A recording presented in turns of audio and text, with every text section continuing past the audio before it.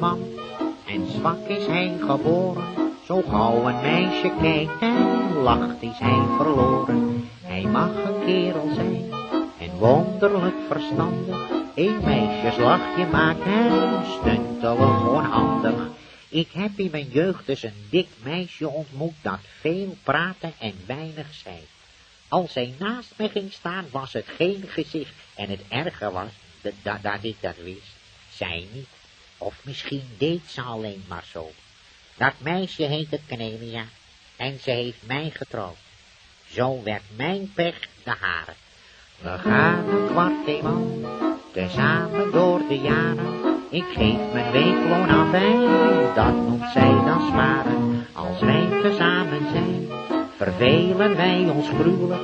Maar er is heus nooit mot in ons gelukkig huwelijk.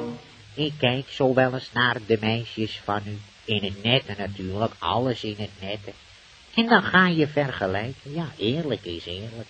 En de meisjes van u zijn zo fris en zo vrolijk. En vooral zo luchtig allemaal.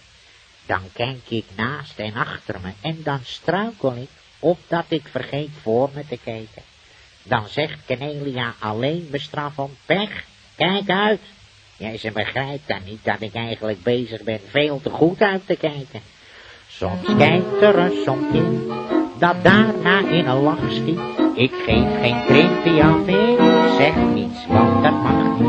Maar zo een enkele blik mag ik soms wel eens wagen. Dan zie ik benen die de weelde kunnen dragen. Cornelia gaat voor als dikke trouwe wachter.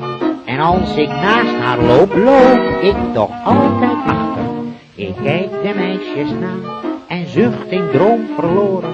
Dat is de weg van weg, ik ben te vroeg geboren.